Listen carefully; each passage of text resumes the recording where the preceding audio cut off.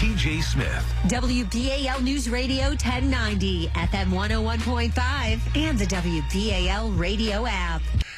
There are plenty of people who are trying to do different things. We talk about We Our Us. We talk about Safe Streets, obviously, and they're different groups.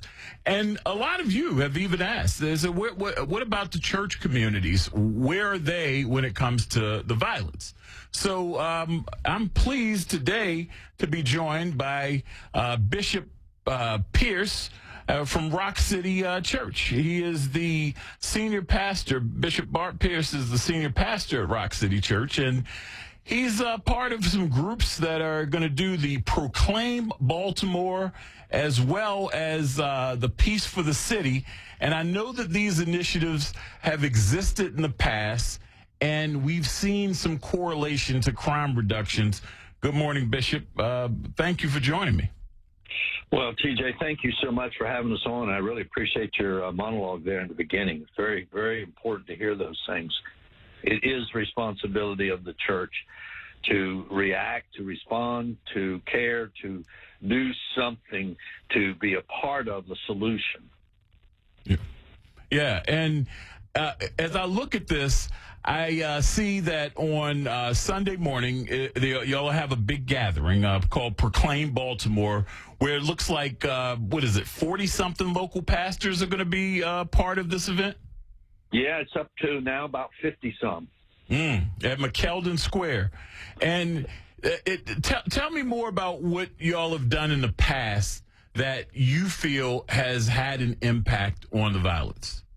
Well, one thing is Peace of the City goes all the way back to 1998. We came together, and it grew to about 380-some pastors, and we did a number of events. One of the events was we were at Camden Yards, first time they'd ever allowed somebody to use that from first base to second base. We built a stage, and we had a prayer meeting there, and we had actually a foot washing service for all these pastors that came together.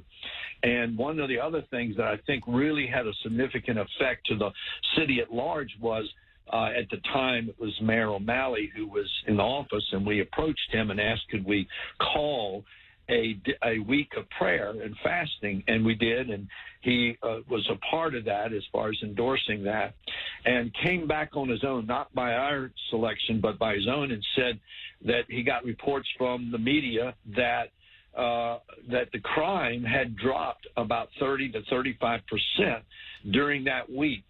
And I just really know, and I've been doing this a long time, that prayer is really an effective tool.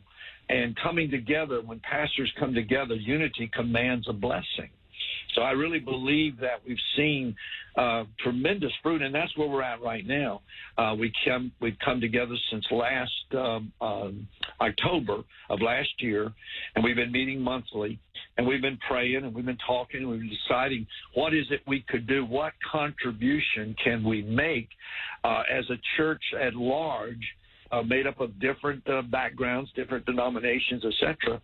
What can we do collectively that could have the greatest effect? And that's why we felt this day on the 9th, Resurrection Sunday morning at 6:30 there at the harbor, is our opportunity to come together and start this real effort, refire it again, remove some things that we might have not seen in the past, but change some things and move forward now with something that could really have an effect.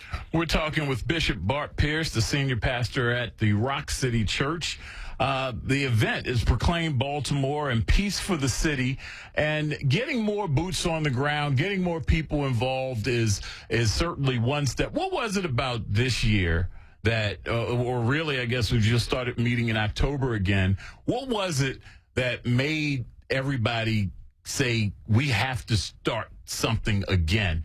And I don't mean that in an antagonistic way, but considering the last 8 years that we've seen, what made everybody kind of click this past year?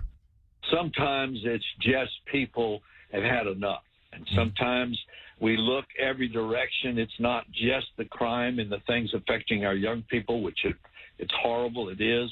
but there's so many areas that seemingly are overwhelming at times.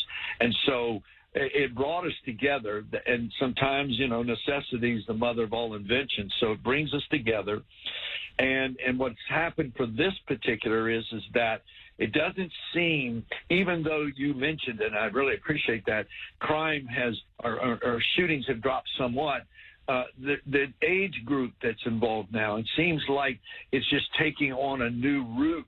And we really feel like that we have to do something now and do it soon rather than later. And so this event opened itself as far as being on Resurrection Sunday, and we felt this a perfect time for the church to come together out of the spirit of Joel chapter 2 says, blow the trumpet in Zion and sound on a holy alarm.